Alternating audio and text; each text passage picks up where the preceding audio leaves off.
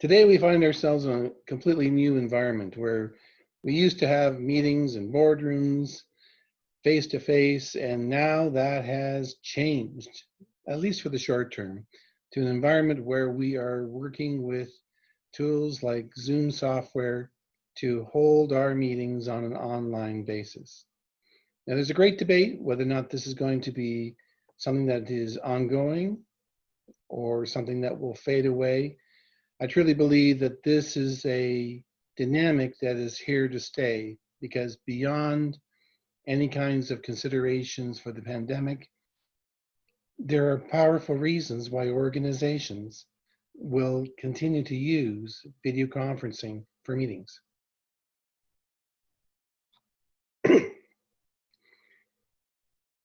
The internet infrastructure is improving. Cost of office space is being reviewed and examined. Software choices are increasing. Options are available using mobile devices. Home offices are being improved and updated. Users of all types are adapting to this new environment, some with limited success, fair enough. Meeting software is working better and better. Presentation software is evolving as well. And software security is improving. All these elements are working together to reinforce the use of video conferencing. People like it because it's an alternative to long distance phone bills.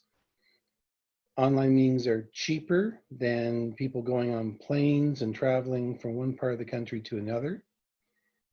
It facilitates two-way communication, which is very dynamic. Video gives a much better sense of communication and feedback with the different participants. Sound quality is improving. Online software is easier to install and set up and can be used for things like job interviews. Some people don't like this new environment. It brings work into the home environment. I get that.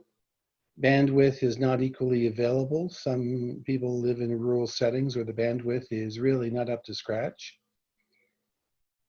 This can lead to lots of anomalies, such as speakers continuously repeating themselves as their voice quality is not that good in terms of bandwidth. Online meetings involve privacy concerns, which we'll talk about very shortly, for both the employer and for the employee.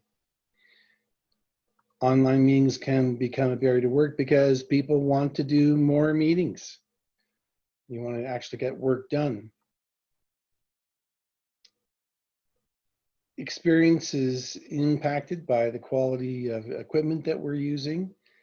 And unfortunately, for the time being, online meetings seem to be dealt with much more informally than their face-to-face meeting counterparts. I don't understand why, but for whatever reason, people have decided that they can take a lot of liberties.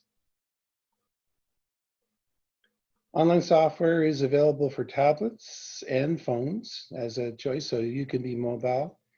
This raises, of course, interesting issues about costs. Should employers reimburse employees for the cost of their personal smartphones? These devices have front-facing cameras, and most smartphones have cameras of better quality. It's just the standard webcam camera that you find with a computer pales in comparison to the quality of a person's smartphone. Because it's mobile in nature, people with mobile devices are not bound to desks. They can even hold meetings in their car. They can enjoy the use of Wi-Fi, which is less expensive than data plans. Smartphones have better battery life. And the only thing I can say that's in any way negative is that when you're using a smartphone to attend a video conference, there can be awkward situations where you're trying to do things like mute your voice, and you have to find the right way to do it on your smartphone because it's not intuitive.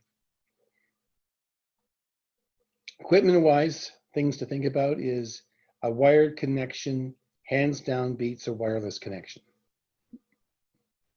So if you're connecting your device to the internet, wherever possible, have a wired connection, no question about it. Autofocus cameras of good quality are now readily available. Headsets, where you're seeing a little microphone, are very appropriate in situations that you find yourself in that have distracting background noises. When you're in a small group and you're video conferencing, certainly we can make choices to get a data projector or a large panel display. Of course, one of the basic tips I have for people is that wherever possible, avoid using the built-in camera, speakers, and microphone. Now, having said that, test your equipment. Maybe you're very fortunate to have a high-quality microphone and set of speakers in your laptop. But in many cases, what I find is they're really not up to par, especially the microphones. Well, that's something for you to look at and think about. When you're conducting one of these meetings, we want to avoid distractions in the background. Sometimes that means locked doors.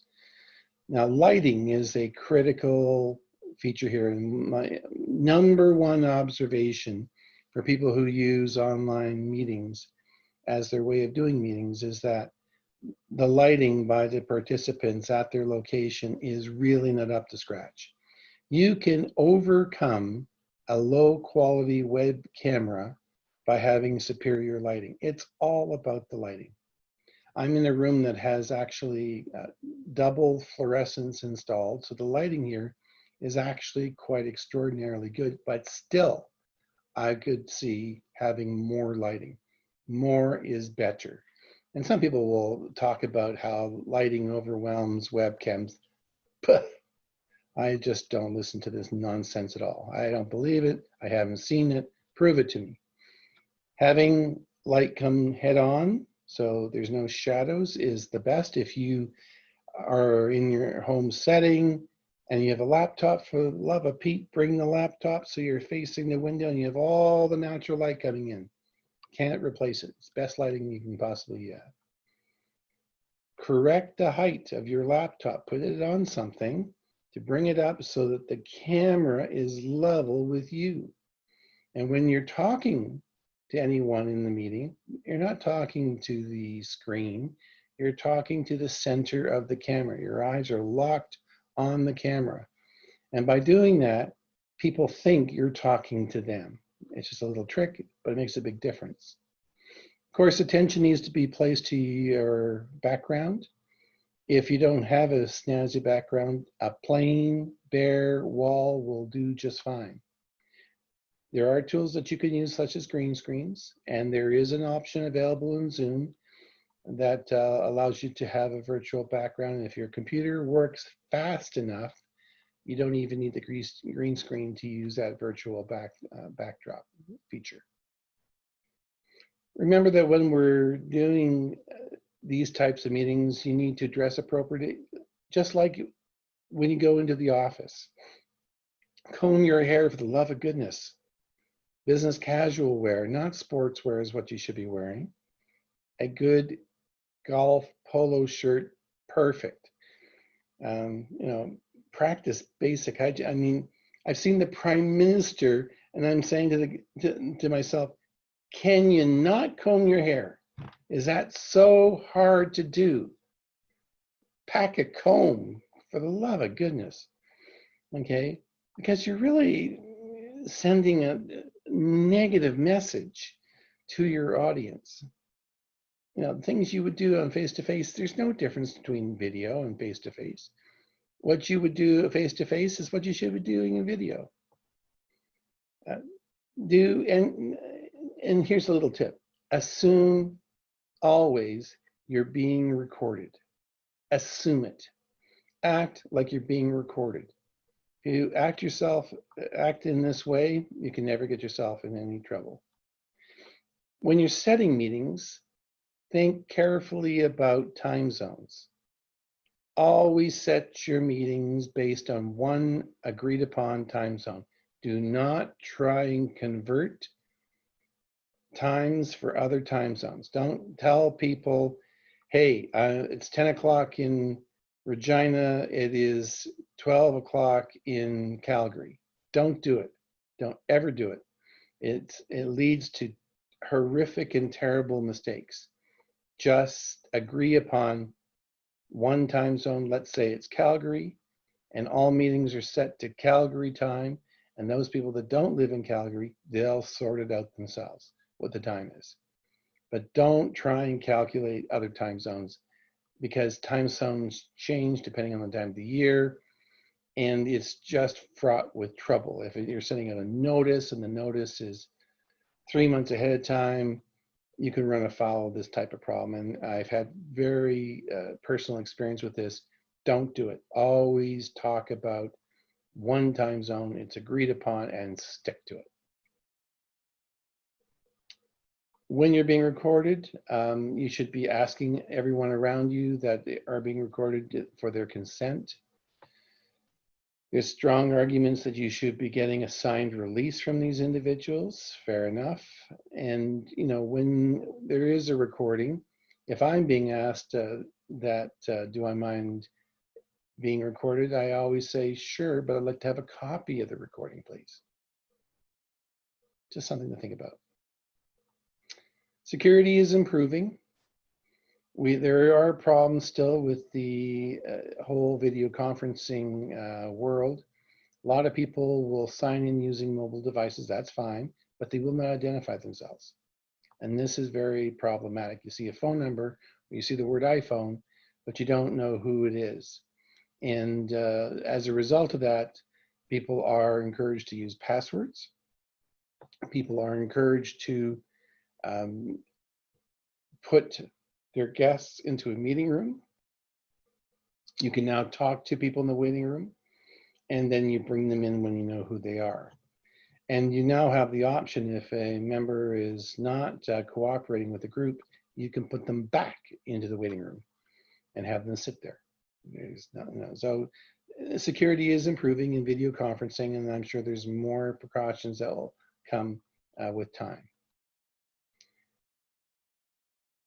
Many users who attend a meeting turn off their video. Now, from one perspective, I do understand this.